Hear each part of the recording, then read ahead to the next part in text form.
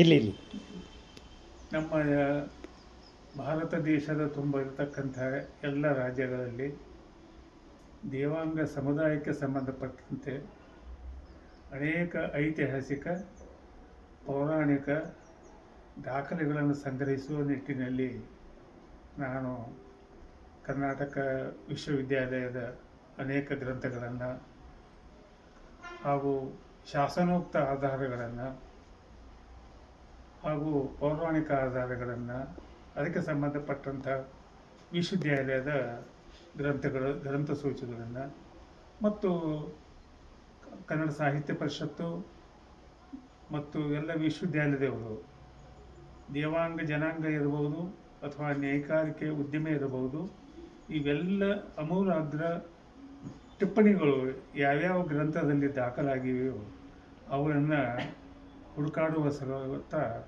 ಈ ನನ್ನ ಗ್ರಂಥಾಲಯದಲ್ಲಿ, ನನ್ನ ಕಿರು ಗ್ರಂಥಾಲಯದಲ್ಲಿ ದಾಖಲಿಸಿದ್ದೇನೆ. ಅವುಗಳ ಆಧಾರದ ಮೇಲೆ ಅನೇಕ ಲೇಖನಗಳನ್ನು ಪತ್ರಿಕೆಗಳಲ್ಲಿ ಇದುವರೆಗೆ ನಾನು ಬರೆದಿದ್ದೀನಿ. ಅದೇ ರೀತಿ ನಾನು ನೋಡ್ತಾ ಹೋದಾಗ ನನಗೆ ಕೃತಯುಗದಲ್ಲಿ ದೇವಾಂಗನ ಅಸ್ತಿತ್ವ ಮತ್ತು ದೇವನ ಮಹರ್ಷಿಯ ಅಸ್ತಿತ್ವ ಕಂಡುಬಂತು.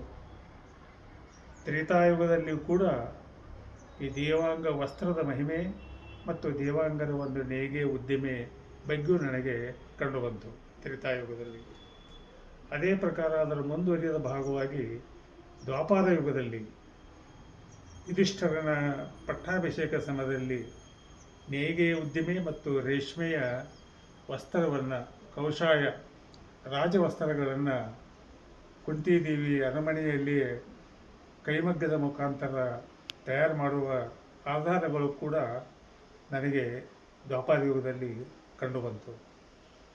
ಅದೇ ಪ್ರಕಾರ ಅದರ ಮುಂದುವರಿದ ಭಾಗವಾಗಿ ಕಲಿಯುಗದಲ್ಲಿ ದೇವರ ದಾಸಮಯ್ಯನ ಒಂದು ಪರಂಪರೆ, ಆಂಧ್ರದಲ್ಲಿ ಇವತ್ತು ಶ್ರೀಶೈಲ ಮಲ್ಲಿಕಾರ್ಜುನ ದೇವಸ್ಥಾನದಲ್ಲಿ ನಡೀತಕ್ಕಂಥ ಒಂದು ಧಾರ್ಮಿಕ ಪಾರಂಪರೆ ಬೇರೆ ಬೇರೆ ರಾಜ್ಯಗಳಿಗೆ ಹೇಗೆ ಹೋಯಿತು, ಇವತ್ತು ಮಹಾರಾಷ್ಟ್ರ ಇರ್ಬೋದು, ಶಿಖರ್ ಶಿಂಗಣಾಪುರ ಇರ್ಬೋದು, ಹೀಗೆ ಅನೇಕ ನಮ್ಮ ದೇಶದ ತುಂಬ ದೇವಾಂಗ ಸಮಾಜಕ್ಕೆ ಸಂಬಂಧಪಟ್ಟಂಥ ಬಹಳಷ್ಟು ಆಳವಾದ ಧಾರ್ಮಿಕ ಸಾಹಿತ್ಯ, ಐತಿಹಾಸಿಕ ಸಾಹಿತ್ಯ, ವಚನ ಸಾಹಿತ್ಯ ಮತ್ತು ಶಾಸನೋಕ್ತ ಆಧಾರಗಳು ನನಗೆ ಕಂಡುಬಂದಿವೆ.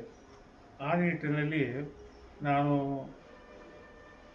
ಪಂಪಭಾರತ, ವಾಲ್ಮೀಕಿ ರಾಮಾಯಣ ಹಾಗೂ ಆದಿ ಶಂಕರಾಚಾರ್ಯ ಬರೆದಂಥ ಬ್ರಹ್ಮಸೂತ್ರ ಭಾಷ್ಯ, ಬ್ರಹ್ಮಾಂಡ ಪುರಾಣ ಹಾಗೂ ಮಹಾಕವಿ ಪಂಪ ಬರೆದಂಥ ಅನೇಕ ದಾಖಲೆಗಳು ಕೂಡ ಧರ್ಮಗ್ರಂಥದಲ್ಲಿ ಸಿಕ್ಕಿವೆ. ಈ ಒಂದು ಆಧಾರದ ಮೇಲೆ ನಾನು ನೋಡ್ತಾ ಹೋದಾಗ ನನಗೆ ಹೆಚ್ಚಾಗಿ ಉತ್ತರ ಭಾರತದಲ್ಲಿ ಇಂಗ್ಲೀಷ್ನಲ್ಲಿ ಪ್ರಕಟವಾಗಿರ್ತಕ್ಕಂಥ ದೇವರ ಸ್ಮೃತಿಗಳು ನನಗೆ ಬಹಳ ಒಂದು ಕುತೂಹಲಕಾರಿ ಘಟ್ಟಕ್ಕೆ ತಂದು ನಿಲ್ಲಿಸಿವೆ. ಆ ನಿಟ್ಟಿನಲ್ಲಿಯೂ ಕೂಡ ನಾನು ಹುಡುಕಾಟದ ಕೆಲಸ ಆರಂಭ ಮಾಡಿದ್ದೇನೆ. ಆದರೆ ಈ ದಾಖಲೆಗಳ ಬಗ್ಗೆ ಇನ್ನೂ ಹೆಚ್ಚಿನ ಆಳವಾದ ಅಧ್ಯಯನ ಮಾಡ್ತಕ್ಕಂಥ ವಿದ್ವಾಂಸರು ನಮ್ಮಲ್ಲಿ ಸಾಕಷ್ಟು ಜನ ಇದ್ದಾರೆ.